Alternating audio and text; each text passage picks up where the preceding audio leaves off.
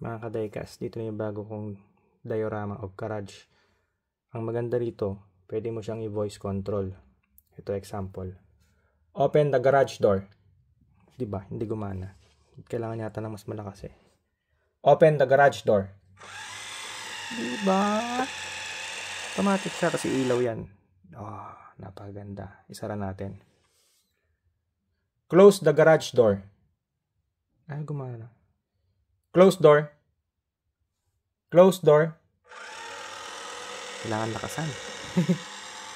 Napakaganda. Pwede mo rin siyang i-control dito. Up. Automatic yan. Ilaw. Pwede rin dito. Down. Siyempre magsasara. Diba? The best. Isa sa maganda rito guys. Pwede mo siyang baklasin.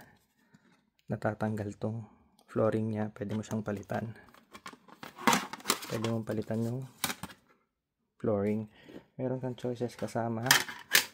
Pwedeng ito or pwedeng ito. Sample. Yan.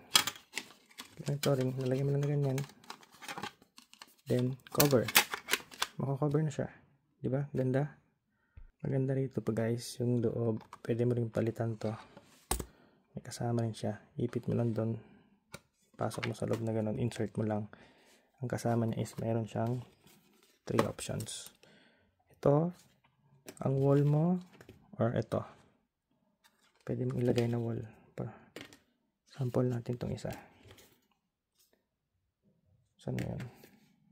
Ito. Sample ito gusto natin. Shoot mo lang doon sa gilid. Basta yun. Hindi ko masample. Pero itong pinakagusto ko sa lahat. Isuksok mo lang siya. Yun, pasok. Ganun lang. Pwede mo siyang palit-palitan. Yun yung maganda rito. At nakakommand. Yun nga, nakakommand. Close door. Ayaw. Ulit. Close door. Close the garage door. Diba? Mamatay ilaw. Ganda.